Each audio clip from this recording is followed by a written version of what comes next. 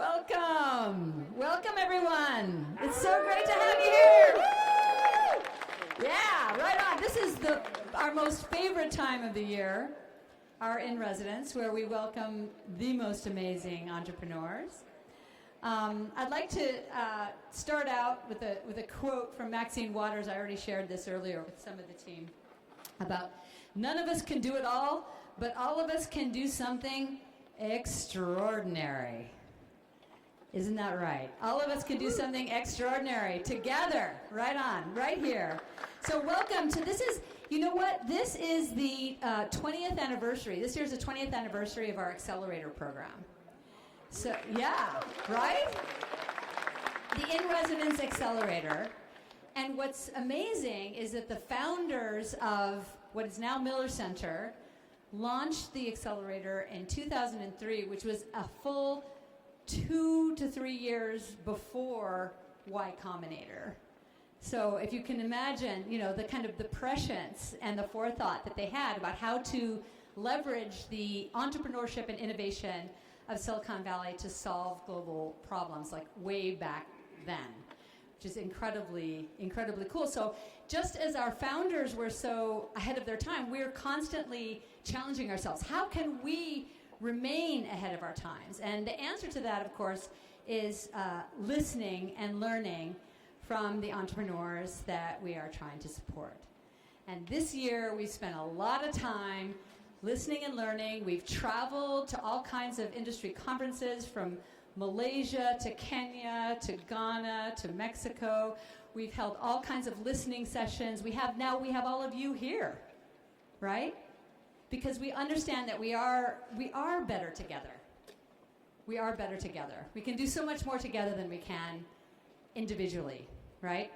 And so we've also realized that in all of this listening and learning, we've determined that we can really play a unique role in the social enterprise ecosystem by elevating the voices of the entrepreneurs and creating a much more entrepreneur-centric ecosystem. We can't do that on our own, and the Miller Center ecosystem is all represented here, which is super cool, right? We have this trifecta model of our business model, a trifecta, right, Brett? So, yeah, what do you think the elements of the trifecta are? There's 3 elements. There's 3 elements. This guy's smart. He teaches at Stanford, I think. Right, so we have the entrepreneurs, we have the mentors, and we have the students. And all 3 of those dimensions, plus we have to go even farther than that to create the kinds of connections and the kind of impact we want to connect. So from the impact investors in the space, to the faculty here at Santa Clara University, to all kinds of other people who are working towards the same goal. We are really so much better together. And another thing that we've been doing relatively recently is we've been engaging with corporate partners in a whole bunch of different ways. And in fact, I'd like to call out and thank the corporate sponsors of this in-residence, ServiceNow. So thank you so much to our friends at ServiceNow. They're sponsoring this in-residence and also this fabulous reception, so thanks so much for that. There's so many ways that large corporate players can really support social entrepreneurs, both through their CSR, but also, importantly, through their procurement processes and buying directly from entrepreneurs, and that's something we're working on. All right, now I'd like to highlight a couple of things that Miller Center has achieved over the last year. We're very proud of the last fiscal year that we've just completed at the end of June. So I'm extremely happy to report that we are going very strong. We're still looking at women's economic power and climate resilience as the most effective ways to end poverty. And we still have lots of entrepreneurs here and in our network that are working on those topics. And in fact, 62% of the entrepreneurs that we work with identify themselves as women-led. And that's a big change from where we were before. Yeah. It's really awesome. The other thing that's happened is that, back in 2020, we set these 3 top-line KPIs for the center to achieve by 2025, right? So one of them was, we said, look, we would like to support entrepreneurs who are improving the lives of 150 million people within 3 years of graduating from one of our programs. And we thought, oh my gosh, this is going to be impossible, because our entire history up to that point, our entire 17-year history up to that point, had gotten us to 75 million. We're like, we're going to double it in 5. We're going to double it in 5. And you know what? We already passed it last year. 163 million people whose lives have been improved in a material way by the entrepreneurs that we serve. So that's pretty awesome. The second one is capital raise. So we wanted to go from a baseline of $500,000 on average raised by entrepreneurs in our network within 3 years of graduating from one of our programs, and we wanted to double that to $1 million, and this last year we were at 2.1 million. So, way to go. And then finally for students, we wanted to reach at least 10% of the graduating class with entrepreneurship, with social entrepreneurship content and access to Miller Center. And we went from basically about 15 students a year in our amazing fellowship program to more than 720 students that we engaged with last year. It's pretty incredible. So we're really excited about, somebody's like, okay, so what are you going to do now? You're going to have to recalibrate on those. We served 90 entrepreneurs in one way or another. We engaged 120 mentors this last year on 360 assignments. So we're cooking with gas. We're feeling good. We're learning from you. We're trying to improve our programs, and looking forward to hearing from you all, this current group of entrepreneurs. As you know, for our in-residence programs, what we're now doing is we're inviting our alumni, from among our alumni, the most promising, the most potentially scalable and sustainable and replicable models to come here to the in-residence. So you all are incredible people.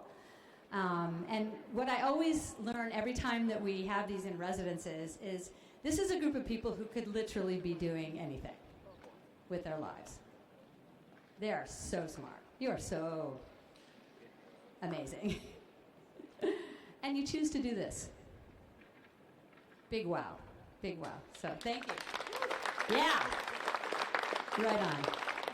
So what I'd like to do now is I'd sort of like to end with another quote, another one that I really love, which is from Margaret Mead, and I know a lot of you have heard this one, that never underestimate the power of a small group of committed people to change the world. In fact, it's the only thing that ever has. So here we are, we're right here, small group of committed people. Let's go for it. Let's change the world. How about it? Yeah, we're better together, absolutely. Okay, so that's pretty much all I had to say for now, but what I want to do is I want to introduce 2 amazing folks who are part of our ecosystem. Bob and Manoj, can you come up? Bob McDonald and Manoj Jain. Bob and Manoj are both members of the advisory, they're relatively new members of our advisory board. Another thing they have in common is that they attended an immersion trip to Mexico with us earlier this year and met the 2 entrepreneurs that we're about to honor with the Impact Excellence Award. Both of them are actively involved in this in residence. So I think Bob is a mentor, Manoj is a mock investor this time. And they're just kind of 2 really awesome and nice people. So really happy to have you here. Thank you so much. The Impact Excellence Awards are awards that we have started over the this is the 3rd time we're giving it. These are going to be the 10th and 11th honorees. What we have done is we've taken a couple of our alumni and chosen the ones that we really feel embody the true spirit of the kind of impact that we would like to have, the kind of scale of impact that we'd like to see, and I feel like they're really aspirational and inspirational. And I'm just going to hand it over to the two of you. I don't know who's going first, so okay, Manoj will go first to provide these awards. Thank you. Thank you. Thank you. Thank you. Thank you. Okay, with that, as Brigit said, these awards are Excellence Award are for entrepreneurs who have been engaged with Miller Center, and they have had a number of touch points, and they have scaled quite a bit. They have a revenue model which is scalable, and they're making a massive impact in one of the criteria of Miller Center, which is women empowerment, poverty alleviation, and climate. So with that, I would like to call Ilu Mahiko, and from Ilu Mahiko, sorry, I'll have to look at my notes. Okay, Manuel Wicker and Morgan Babs. Manuel. So just briefly about Ilu Mahiko, they participated in 2013 Accelerator, and they have hosted students. And I had privilege to visit Ilu Mahiko earlier this year, and it was amazing to see what these guys are doing. And they walked us through the product and the services that they're providing. In fact, one of the examples I still remember. So their service provider or their staff on the ground carries like almost 100 kilogram of weight of batteries and solar equipment on their shoulder and install them on the remote areas. So they are in kind of solar energy, and they moved from 100% government business to B2C, and now they're doing about $100,000 of monthly recurring revenue. And with that,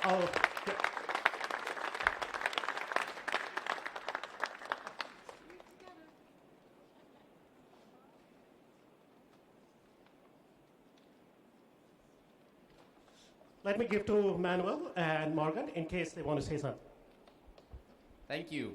Apparently, Manoj remembers the prank we pulled on the investors where we made them carry the batteries and the solar panels that our team would carry in the field. It's a pleasure to be here. When we were here in 2013, and I remember a little bit of that in residence, there's a bar called The Hut here at Santa Clara, still there. And we all decided to put in a bill from our country on the wall the KPIs that we thought we would be reaching 5 years and 10 years after our residence at the Miller Center. So fortunately, the hut got remodeled, and those they're lost. We don't know if we reach the goals we thought about 10 years ago. I still remember we said something like 1 million people and 150 or 200,000 homes. And I think just like the hut changed, we've changed, and we didn't reach that number. But it's been a great adventure those 13 years of trying to reach that number. Today we're at 150,000 people and 30,000 homes, which is still significant. Sorry for not contributing so much to those numbers, impressive numbers of the Miller Center. And I think it's safe to say that the Miller Center, and at that time GSBI, I hate accelerators. And I think it's definitely been one of, if not the only accelerator that has really added value throughout the years through the different programs and through the trifecta. So we've had students volunteering, doing MPS in the field, warriors going to these very far away regions. We have other warriors as the investors carrying the batteries. And we're continuing to engage and be part of the Miller Center. So it's amazing for us to be here, really appreciative. And all the entrepreneurs here, this is a great opportunity, so take advantage of it. And they've gotten the program so good in the last year. So thank you very much. It's an honor for us to be here. And speaking about change and new things, we're launching new stuff and new ideas. So Morgan. Thanks, Manu. Continuing on what Manu said, I think when we first started, we never thought that we would be in 3 different countries. We scaled to Colombia, and we even scaled here to the United States. We operate on tribal lands here in the U.S., where the subject of energy access is still incredibly important. And I think it's been really amazing to see how a solution built from the bottom up is so relevant to more and more communities as we embark on the energy transition. We actually recently kind of approached a new phase of growth where we restructured the companies, and Manu and I actually recently started a spin-off to build software tools to make the energy transition more accessible worldwide, and we're now working with solar companies all over the world. So I think it's really a privilege to look back on work you've done and feel really proud, and I think, for that I want to thank the Miller Center for building and being part of this community. So thank you all very much.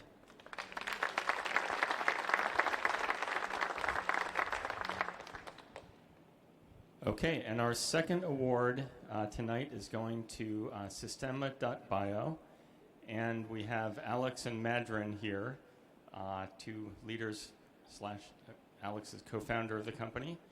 You guys want to come up and I'll give folks the thumbnail of the business.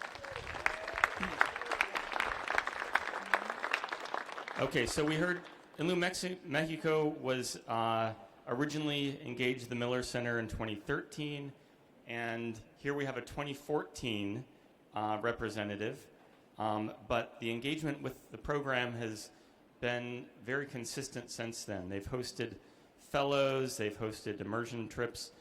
This year I have the pleasure of mentoring Madrin, who's leading the effort to expand into the African continent.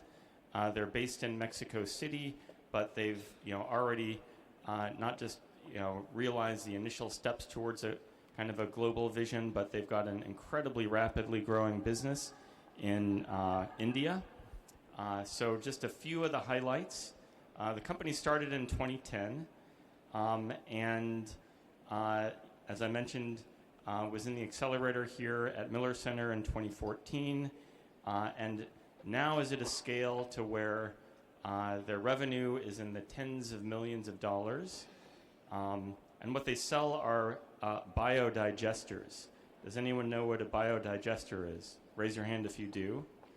Okay. Raise your hand if you don't. Aha. Okay. So that's what I thought, because I wasn't quite sure myself when we were traveling down to Mexico City and I was told we were going to meet with a biodigester company. So what they provide is an end-to-end solution that converts animal waste into useful energy, and in the process diverts an incredible amount of dangerous gases from going into the atmosphere, like methane. So one interesting side note is that recently the Miller Center Capital Fund invested $50,000 in a debt instrument that was critical to actually plussing up a $500,000 co-investment that's going to help kind of bridge a cash gap that is going to allow them to hit some key milestones towards a $50 million loan. So if you think about that, 50,000 to 50 million, 3 orders of magnitude, that's some pretty incredible leverage. And that just gives you a sense for the scale that this amazing company has reached by harvesting cow poop and other animal waste.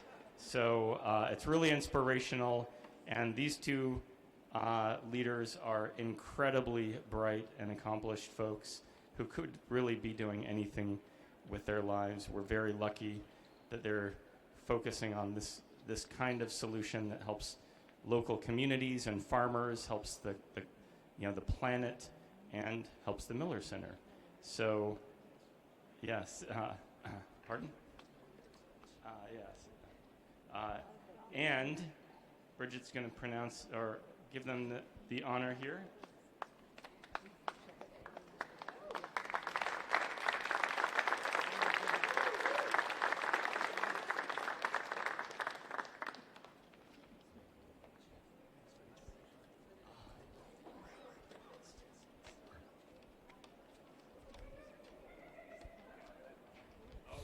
Thanks for that. Really appreciate the award and the well-researched introduction here. I'm glad you learned what a biodigester is. We're going to actually explain the business. Madron's going to be the last of a small and short pitch. I'm very curious to see how it sounds. But I'm one of the co-founders here. I'm so happy to not have to be pitching all the time. It's amazing. A big part of growth is adding to the team. I just wanted to bring everybody back. I remember asking Manu, because he had done this in 2013, being like, oh, should I go? I'm so sick of accelerators. And he was like, no, this one actually is kind of cool, and who knows, you're in Silicon Valley, anything could happen. And at the time, we had about 12 employees, and we were working really hard. I was working 12, 14-hour days, really long hours. It was hard. And now fast forward, and we have 1,500 employees, sometimes like 2,500, depending on the month and the project. So, and I'm still working 12-hour days and working really hard. So that doesn't change. But what I will say is that this is an honor to get this award. It's Impact Excellence. We've set some really big goals, and I think we've just crossed 600,000 people served, 100,000 farms using our equipment, which is great, yeah. But it's a super small number, right? So 100,000 farms out of 100 million. So you talk about orders of magnitude.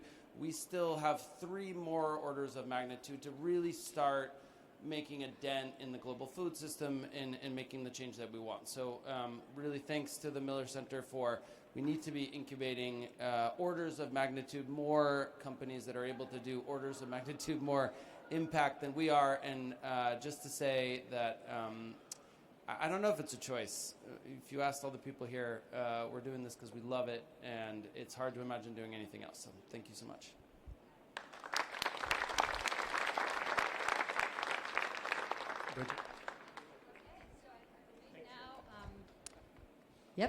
Karen is going to come and introduce the entrepreneurs. Thanks, Brigit. Congratulations again to Mexico and to Sistema.bio. It's truly remarkable. So it is my honor and privilege to introduce this cohort. The enterprises invited to participate in this 2023 Fall in Residence represent some of the most promising leaders who are actively accelerating a world without poverty. As Brigit mentioned earlier, 2003 was the first year that Miller Center hosted its inaugural cohort here at Santa Clara University.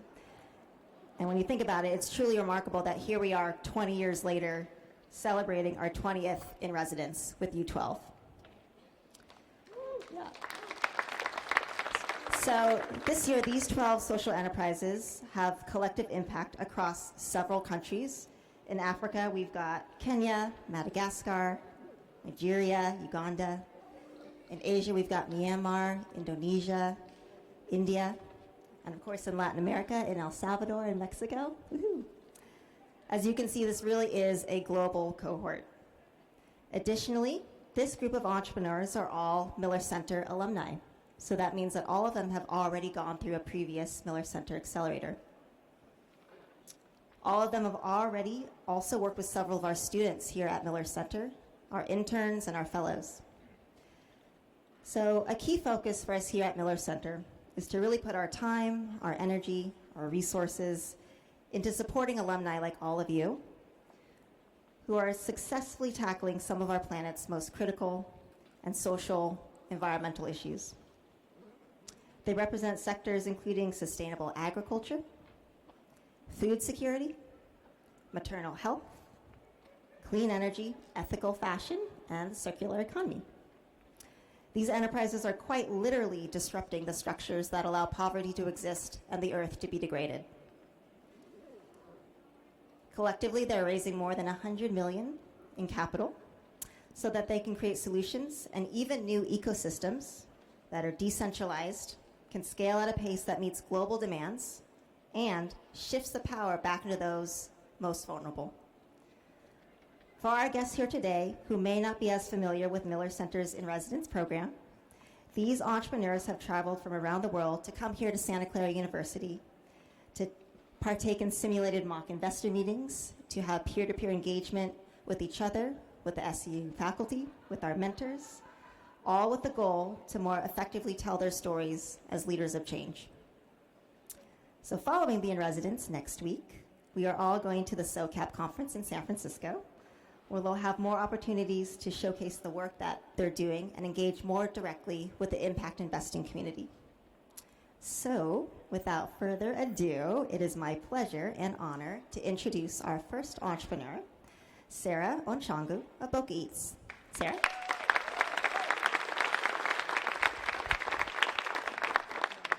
Thank you very much. It is my pleasure to be here. My name is Sarah. I'm the CEO and one of the founders of Boka Eats Limited. The name Boka in my language means wake up. My son was constantly sick. The doctor prescribed foods rich in protein as the first line of treatment. Unfortunately, this was the problem affecting many children in the entire community in Western Kenya. And this is because of inadequate protein in our diet, and our farmers lack the skills on animal husbandry to help them raise poultry and dairy to enable them have enough eggs, milk, and chicken meat, the chief source of proteins in the community. To solve this, we are doing two things. We make animal feeds for our smallholder farmers in my community. These feeds help them to increase production of eggs, milk, and chicken meat. At the same time, we reduce post-harvest waste of bananas. It is important to emphasize that the same customers who buy animal feeds from my company are the same farmers who supply bananas to my company. I buy bananas from this farmer. I process bananas into banana flour and banana chips. The byproduct is one of the ingredients in making animal feeds. We give free trainings on animal husbandry and banana farming. The free trainings help them to increase production of bananas, which they sell to my company, and get enough money to buy animal feeds from my company. This training is the center of my entire business. And this training helps farmers increase their income, and the training helped me to get good quality raw materials for my company. We are raising funds. We are raising $450,000 in form of debt. We are also raising $250,000 in form of a grant. And this money will help us to make sure that we have increased the number of farmers and make sure that as the company, we have also increased raw materials from the same farmers. We are measuring our impact through the access of proteins in the community and also through the income increase of our farmers. I invite you to partner with us, and together we will make it happen. Thank you very much. Thank you, Sarah. All right, next up we have Anthony Owe of ePoultry. Thank you, thank you. Good evening, everyone. My name is Anthony Owe from Nigeria. So in 2011, when I was living in Kenya, I experienced East African drought. So despite my background in finance, I started doing research about agriculture. And in 2013, I returned to Nigeria. I started a company called Tony Farms, a poultry business. And in the last 10 years, we're trying to solve the challenge of 80% poultry supply in the Nigerian market, valued at over $4 billion, about 1.2 million metric tons. Now, why is there a gap? It's because farmers in Nigeria cannot access funding because banks don't fund them. Why don't banks fund farmers? Because farmers don't keep proper records. That is why we're building ePoultry. ePoultry is a software as a service platform and a marketplace that helps farmers to digitize their entire operations and financial records. So with our platform, farmers can keep proper records from the first day they get their poultry birds till the last day when they sell. Banks then leverage on this data on our platform to provide input financing to these farmers. On the other end, customers can get quality and consistent supply of poultry products. So with our platform, they can access this efficiently. In the last couple of years, we've been able to work with over 1,000 farmers. 72% of them are women. And at the same time, we provide disease-resistant day-old chicks for these farmers to help them mitigate against climate change. Right now, we're raising $600,000 to scale our solution into 11 cities in Nigeria. And with this $600,000, we're going to provide input financing to 500 farmers at $500 each. We're going to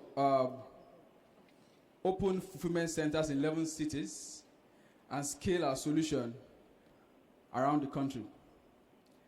Join us to make meaningful change together. Thank you.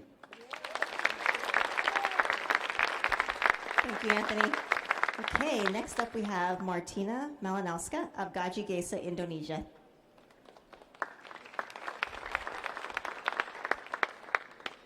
Hi everyone, my name is Martina and I'm the co-founder of Gagi Gesa. Thank you very much for having me here. Gagi Gesa is a 3 years old platform for financial wellness platform for the working poor in Indonesia. Gagi Gesa itself comes from local Indonesian, the name, which is translated into English, salary now. We solve for over 100 million working poor in Indonesia who account for 80% of the formal workforce. And who are they? They are the most vulnerable ones. They earn less than $300 per month. They don't have a credit history. They do not have they do not use any other financial services by formal financial institutions apart from bank account. They do not have any savings, and they haven't done their financial planning. On the top of this, they do not get any benefits from their employer or state, as simple as health benefits even. And they borrow to be able to sustain their cash flows between the payday. And they do not have any other option but to borrow from informal lenders on very predatory terms, which leave them poorer in distress for years and even generations. This causes systemic risk to the employment ecosystem. Employers really struggle to employ working poor due to their lower productivity at work, higher attrition rates due to financial stress. But in Gagi Gesa, we have a solution to this problem. Together with employer, we provide employees with access to their earned wages real time with a push of a button on their mobile device before the payday. But as many of you may be thinking it's a loan, no, it's not a loan, please don't confuse it. These are the wages which employees are actually entitled to based on their productivity at work, such as finished day of work, shift, or project. And they can cash out these wages to the wallet or bank account of their choice, or they can even use it as a payment method for different products and services on our platform, such as health microinsurance. They can also transfer it to their family and friends at no cost. And they can also use it as a source of funds for the investments, such as gold. We are proud to say that up till now, we have helped our users to save almost $40 million in predatory loan fees. And we are raising additional $5 million in debt to be further able to create a social impact across Indonesia. Thank you. Thank you, Martina. Okay, next up we have Rick Stamhus of Jiro-Ve. Hello, everybody. Good evening. Just maybe to get an idea of who I got in front of me, a quick question. Who of you has been to Madagascar? Can I see your hands? Right. Who would like to go to Madagascar? Hands. Yeah. Oh, right. Okay, perfect. Okay. So I got a great proposition for you. If you would happen to invest in Jiro-Ve, I will include a ticket for free. Stop it. So Jiro-Ve is a social enterprise, and we have a mission to make renewable energy accessible to the people in Madagascar. Madagascar is a beautiful country. It has 5% of the world's biodiversity. But this is under threat, and so are the people that are living in Madagascar. 75% of the population of Madagascar lives on less than $1 a day.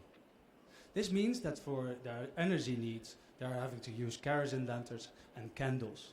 This not only is very dangerous, but it also doesn't give any light, and it leaves them poor. That's why as Jiro-Ve, we are making renewable energy accessible through the rental of solar products. These solar products, I brought one with me all the way from Madagascar, we're renting out to people than less than what they currently pay for a candle. This service is delivered through a network of franchisees that we equip with our solar systems, and they use those solar systems to recharge the products during the day and rent it out to their customers during the night. More recently, we've also started to collaborate with schools. So now we're electrifying the schools, and in these schools we have the entrepreneurs that are providing the service to the students. Up till date, we've electrified 20 schools, and we're serving 14,000 households every day.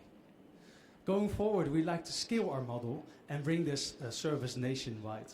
And that's why I'm here today, to raise the finance to help us scale our model. Thank you so much.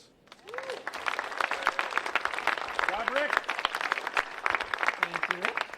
All right, please welcome Natalie Casey of KOOLBOKS.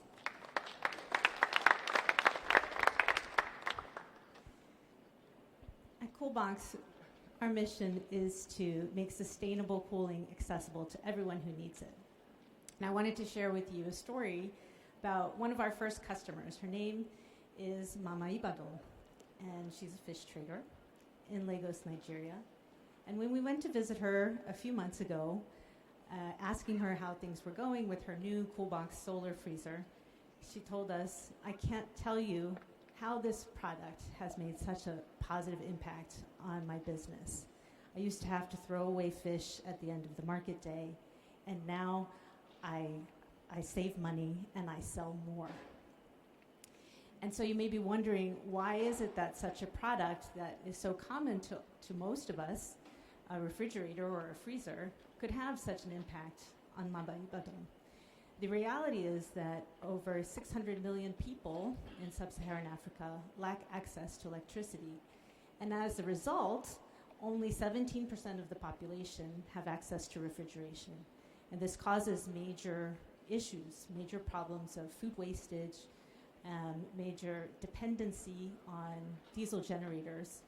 And so what we offer at KOOLBOKS is a solution that offers 24-hour refrigeration by storing energy in the form of ice.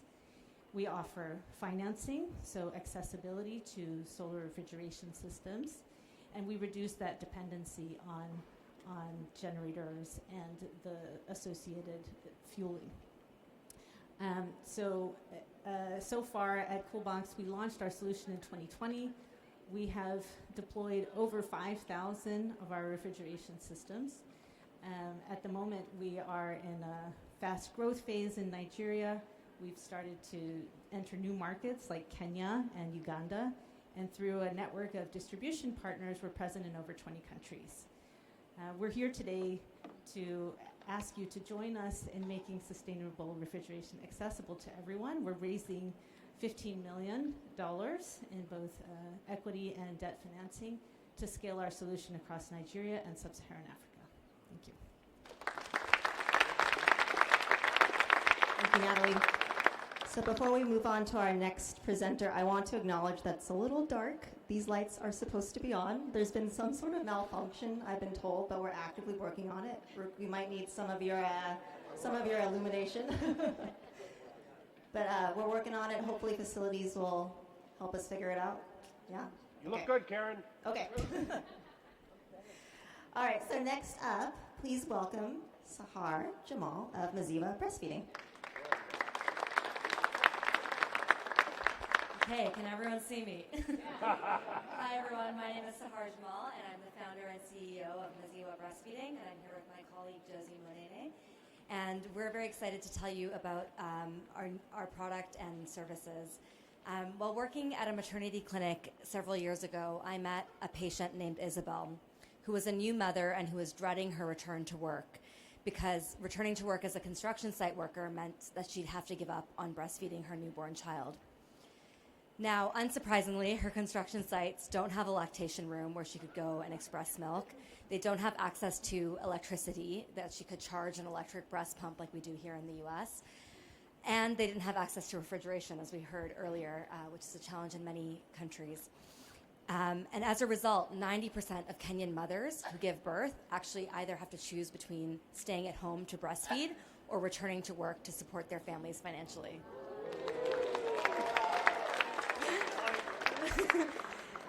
And just as we come to the solution, Maziwa has launched the Wema breast pump, which is a discreet, wireless, and portable breast pump that can be used in any workplace environment. So Isabel was actually able to use one of our early prototypes while painting a house at her construction site. And we have launched a network of community breastfeeding ambassadors that provide hands-on lactation support for mothers in the community. Between our product and services, we've managed to reach 16,000 mothers and children. And now we hope to reach another 500,000 mothers and children in the next 5 years. So we're fundraising to support this goal, and we have a for-profit that's raising a safe note for the very first time, as well as a nonprofit that's already raised $500,000 in grant funding and that can accept additional donations and grant funding. So we hope you'll join us in this journey to ensure that no mother has to choose between her baby's health and her family's economic well-being. Thanks for Thank you, Sahar. Okay, next up, please welcome Charlotte Magai of Mukuru Clean Stoves. Charlotte! I think we can all tell Brett is very drunk.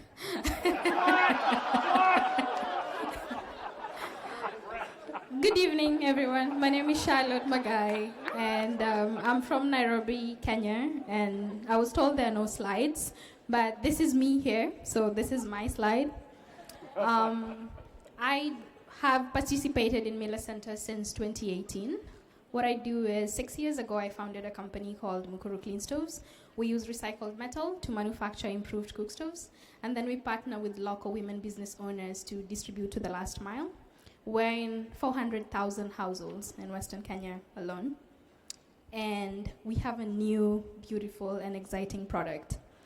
When I founded this company, I did so to provide a safer cooking technology because my daughter got burnt by a traditional stove when she was 2. I was 18 at the time, and I wanted a stove that would be stable enough to limit the risk of burns in children under the age of 10. And then I discovered that the biggest problem that people in my community were facing was household air pollution and high costs of fuel. So then I developed a stove that would solve all 3 problems to enable mothers to keep their children safe, save on fuel consumption, and reduce household air pollution. We have been doing this work for 6 years in Western Kenya, but then it's just a stove and it's not enough because they still have to ban unsafe solid fuels. So last year, we won the Earthshot Prize. Thank you. It came with £1 million. And another question, what else can we do as Mukuru Clean Stoves? And I was cooking with my daughter, who's turning 13 next month, by the way. She's taller than me, which is kind of annoying. And I read a report by the CDC in my kitchen, and it was stating that households were still exposed to malaria even when they have access to mosquito nets. And this was because either they weren't using the net or they were catching malaria before they go to bed. And my daughter asked, but what are they doing before they go to bed, Mom? And the answer was simple. They're cooking, probably using a Mukuru stove. So how can we fix that problem using the same stoves? So I came up with an idea, which is a malaria-fighting fuel. It's the first in the world, patent pending in the US. And we just received another $1 million from Paul G. Allen Family Foundation to do research on it in Western Kenya. So we're developing a sustainable energy campus in Western Kenya to be able to provide this fuel for communities, but most importantly, to be able to sell it sustainably. We want to come to the US market to sell this product as a premium barbecuing and camping product in order to be able to sustainably subsidize the cost for communities in Africa and other regions, and also be able to sell the carbon on it to ensure that the business remains sustainable for the next decade or two. We were raising a philanthropic round for a foundation that is doing the research. We are short $835,000. If anyone wants to write a check right now, I'll take it. But we are also raising $5 million for the company in order to be able to scale into other regions and to bring it into the US market. Thank you.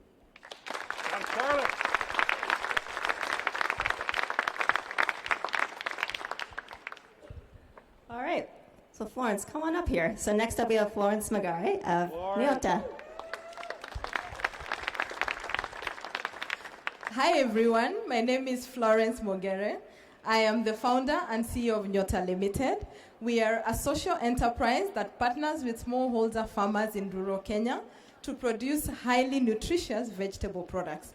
Our smallholder farmers are outgrowers of fresh vegetables that feed into our production lines that are made up of fresh frozen vegetables and canned specialty sauces such as pasta sauces.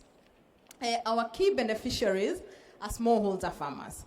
And one of our smallholder farmers who is dear to us because she's been with us since the beginning, she's called Ann Kamau. For so many years, Ann Kamau has always done farming, has her only source of income for her family of 7.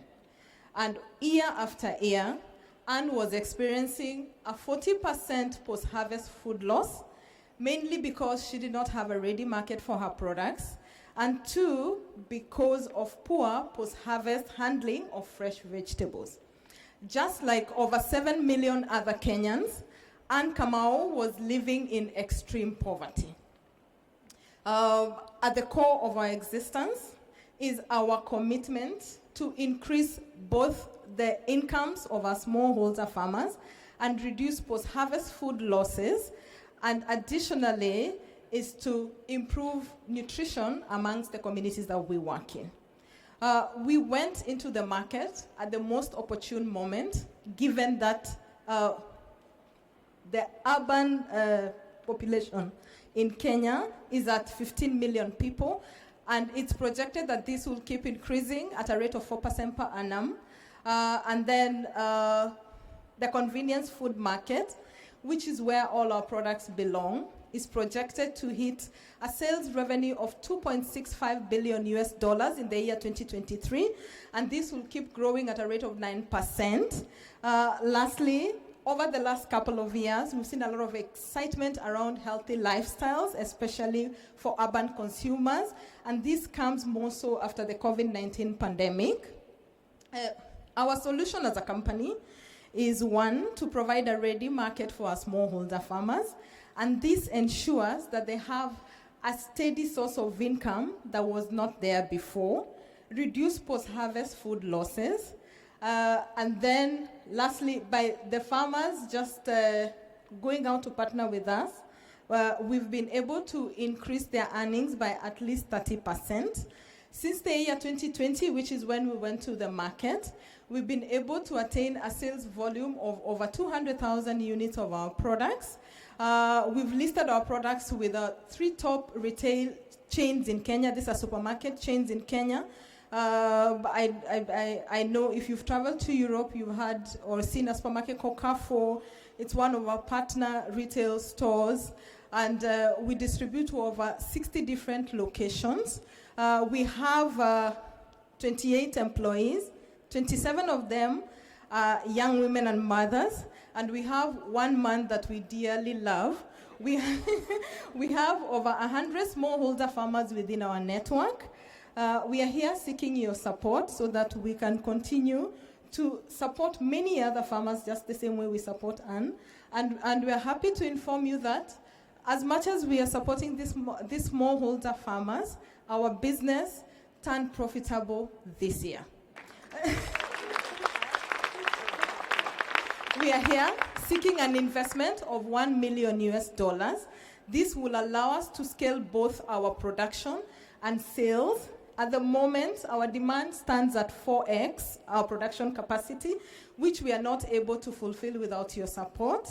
Therefore, join us today, support us, so that we can be able to onboard an additional 1,250 smallholder farmers and impact over 6,500 households in Kenya. Yes, thank you so much. Thank you, Florence. Okay, next please welcome Matt Wallace of ONOW. Matt. Thanks, Karen. Here we go. I'm just so grateful to be here tonight. My name is Matt Wallace. I'm the CEO and co-founder of ONOW. ONOW works with primarily young migrant women in Southeast Asia, Myanmar, and Thailand who want to start their own business. We walk alongside them as they create their idea, find the finance they need to launch the business, and then coach them for a couple of years post-launch.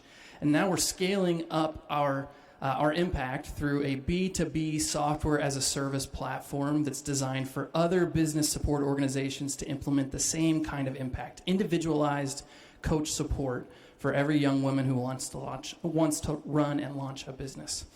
Now, I moved to Myanmar in 2008, and I worked with micro and small enterprises for about 13 years up until the year 2021. In 2021, political instability forced my family out of the country of Myanmar, and this is why I say I'm really fortunate to be here. By all accounts, I should not be representing ONOW right now because ONOW really shouldn't have survived. But with the help of our families, our teammates, our amazing Miller Center mentors, we survived. We made it. But the young women that we work with typically don't have that kind of network of support. They don't have individual coaches and mentors to support them. And so we decided to pivot our model not only to survive, but to begin to grow again in a way that lets us serve more of this individual support to the business owners who need it. Business owners live, especially small and micro enterprise owners, live on a knife's edge. Every decision they make is a threat to their business. They have no margin of safety. They have very little to few growth prospects. And these are the kind of problems that really need individual solutions. But most of the solutions available to them are trainings. And they're typically the types of trainings that are repeated for every single business owner coming through, regardless of context. And we all know as business owners, our contexts are very different from each other.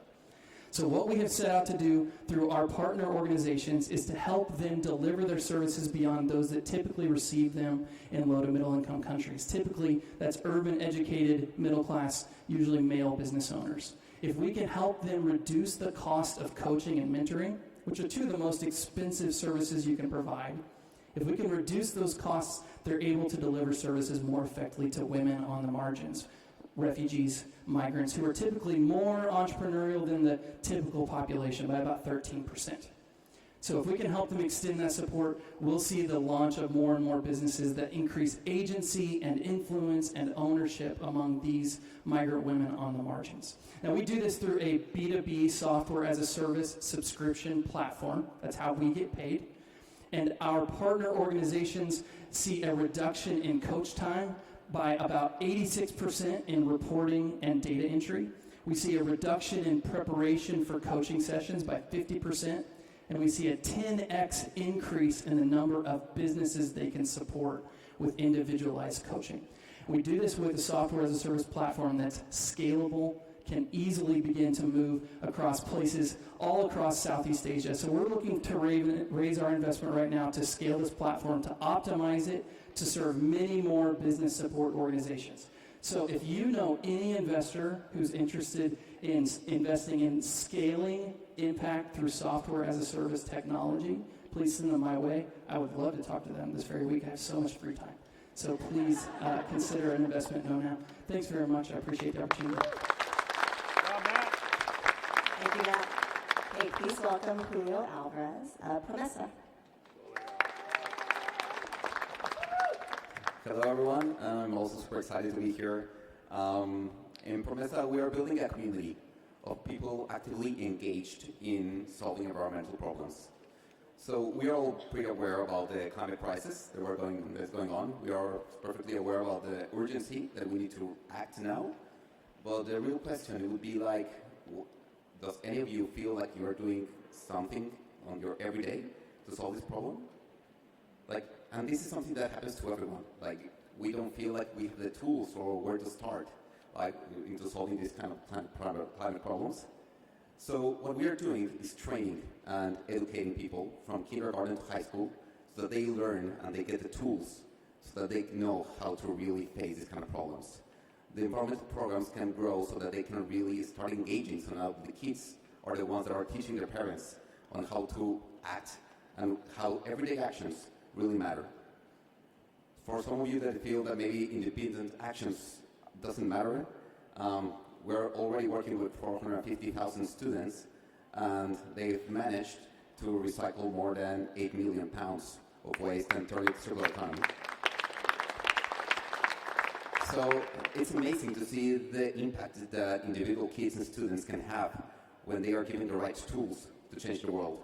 So we've seen that these are the right way, and we want to make sure that every student and every kid all around the world can have access to this kind of education and kind of have these tools to make it easy so that these impacts can go all around the world and we have the tools to solve the climate crisis that we're facing right now. So thank you very much.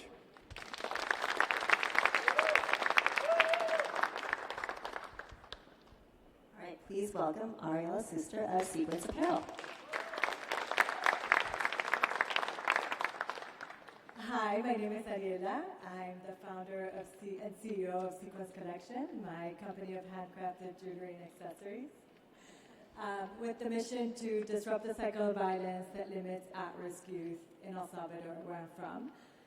When I first started Sequence, I wanted to figure out why young men were joining gangs. So I visited a high-security men's prison in El Salvador, and something to note, if you're ever visiting a male prison in El Salvador, don't wear all white like I did, because that's what all the inmates wear.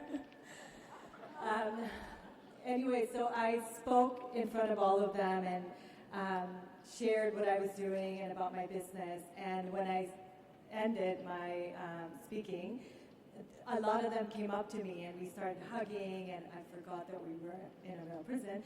And they started showing me bracelets and necklaces that they were making inside. And I said, look, this is too late.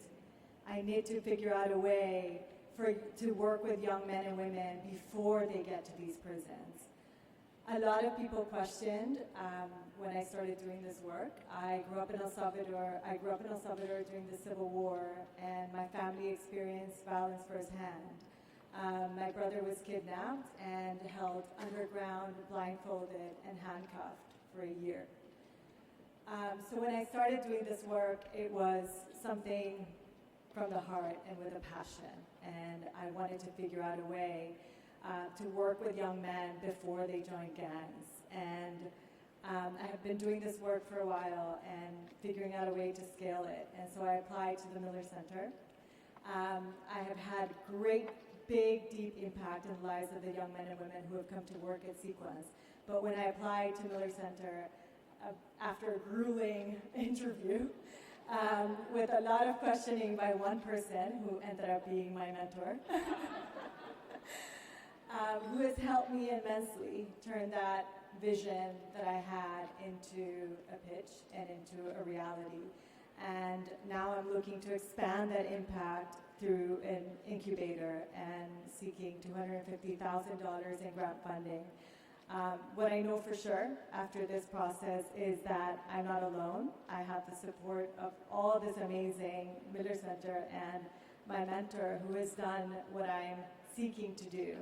And whoever invests in me to know that I have so much support and I'm for sure going to do an amazing job.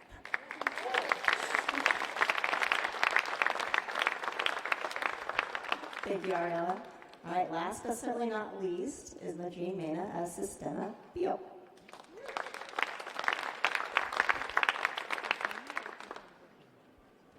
Good evening, everyone. It's Sistema.bio again. My name is Madrine Mena. I'm not going to talk a lot about what Alex said. I want to overdo what he said. I'm very passionate about Africa, so I'm going to talk a little bit more about Sistema.bio Africa. I am the East Africa Director, very soon hoping to be the Africa Director. Congratulations. Bob mentioned that we offer world-class biodigester technology. We work with smallholder farmers, and with this biodigester technology, we enable them to produce their own biogas and biofertilizer.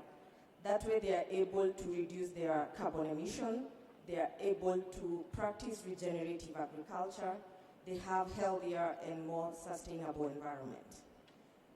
Back to the reason why I care about Africa is I'll give you a few numbers on the impact we've had. Our operations currently are in Kenya, which is the HQ of our Africa operations.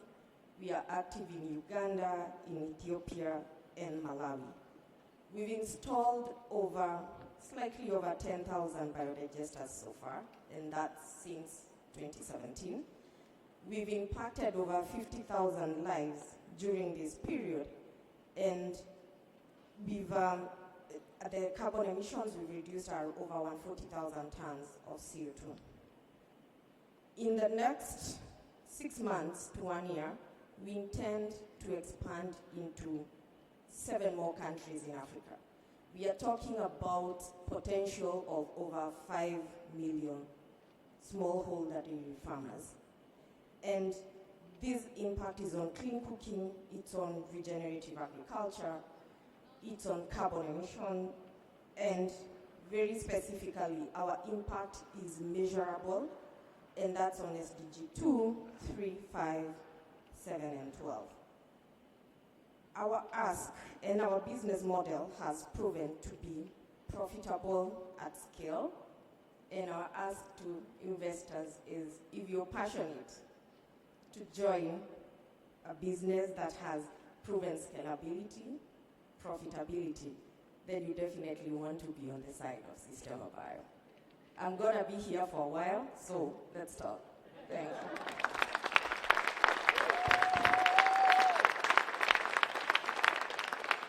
All right, thank you, Brigit. Okay, a round of applause again for everybody. That was wonderful. Yes. So, as Brigit said earlier, this year we're really excited to partner with ServiceNow in hosting this in residence. And it is my pleasure to welcome to the stage Yvonne Moustakis. So Yvonne is the Senior Director of Digital Technology at ServiceNow, and she's also a longtime Miller Center mentor. Thank you. So I am very excited to be here today representing both the Miller Center and ServiceNow. Having been a mentor here at the Miller Center for 6+ years, and I've been at ServiceNow for about that same amount of time. It is just great to see the two coming together, and this partnership is something very dear and close to me, so I'm very excited about that. You probably know about the Miller Center, so I'll tell you a little bit about ServiceNow. We are just down the street. We're an enterprise software company down here in Santa Clara. We've been growing rapidly, especially over the last 4 or 5 years. We're about 20,000 employees. And we started in the IT help desk space, workflows there, and we've expanded now into other workflows, finance, sales, employee workflows, etc. Our ServiceNow motto is that we make the world of work better for everyone. And that from a business perspective, of course, is all about automation and digital transformation and process automation and using artificial intelligence. That motto is also very true to ServiceNow from a people perspective. So we partner with nonprofit organizations to really make the world work better for everyone. 2 of the areas that ServiceNow is very invested in and very focused on is social and environmental and sustaining our planet, and also social and creating equitable opportunity for everyone. So again, very similar to what we've heard here on the mission of the Miller Center and all of the entrepreneurs today. As a mentor at the Miller Center for 6 years now, I've had the pleasure of working with some really, really inspiring, amazing entrepreneurs like all of you. I can't wait to learn more about you and attend the in-residence this weekend. I couldn't help but start to think back a little bit about the different entrepreneurs that I've had the opportunity to work with. And I won't go through them, but I worked with Genevieve and ONOW in Nigeria trying to set up their first diagnostic center, and they now have 20 plus and are growing strong. Dwight, American in Bangkok, who saw a need and is using food as a way to create community and to help people locally. I've mentored in the US. I had Kate in Pensacola, Florida, trying to eliminate homelessness and raise families out of poverty. And then my most recent mentorship, just this last cohort, was in Myanmar, working with Wawa, who was trying, again, in a very difficult economic and political environment, showed up every week, no electricity, military action going on, very driven to help the people in her country. It's not an exaggeration to say that when I'm mentoring, my weekly mentor meeting is the highlight of my week. I love my work, but it's not as exciting as talking to the mentors, honestly. So I am very excited to see this investment that ServiceNow is making and the partnership with the Miller Center continue to grow, and I'm really honored and excited to be part of it. So thank you. Thank you so much, Yvonne. Just for those kind words, and to the entire team at ServiceNow, truly, you're such an amazing supporter of Miller Center, and we thank you so much. So, this concludes our scheduled portion of the welcome reception, and so we hope you've all been inspired by the presentations and the testimonials that you've heard this evening. If you'd like to learn more, obviously we encourage you to talk to these beautiful folks in the front and second rows here. And if you'd like to also learn more, feel free to check out this. It's our investor guidebook. There's hard copies over there. There's QR codes on your tables. And there's also an additional QR code in the back that links to all of their recorded pitch videos. So ample opportunities to learn more. Thank you again so much for joining us tonight and for being a part of our community. This was really amazing. Please join me again in welcoming the fall 2023 in Residence Cohort. All right, thanks everybody. There's more food, I told. The food's been replenished. If you're still hungry, please go and grab some. Bars over there. All right, have some fun. Thanks, everyone.